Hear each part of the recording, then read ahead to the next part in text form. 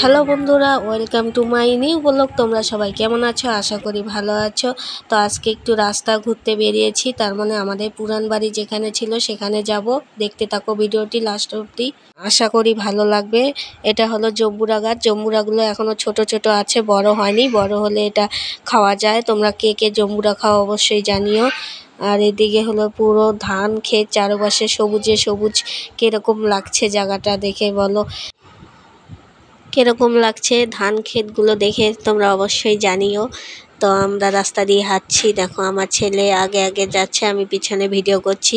রাস্তাটা দেখে মনে হচ্ছে আমরা কোনো ফরেস্ট এলাকায় আসছি, কিন্তু এটা ফরেস্ট এলাকা না, এটা আমাদের গ্রামের পরিবেশ। গ্রামে একটা সুবিধা আছে বন্ধুরা, জানো তো, এখানে কোনো ফুল কিনতে লাগে না। গ্রামের রাস্তায় বের হলে অনেক ফুল পাওয়া যায়।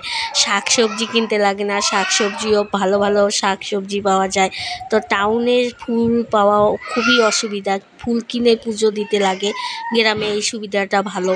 তো ভিডিওটি কেমন লাগলো অবশ্যই জানিও। ভালো লাগলে চ্যানেলটিকে সাবস্ক্রাইব করে আমার পাশে থেকেও। ধন্যবাদ ভিডিওটি দেখার জন্য সকল বন্ধুদের।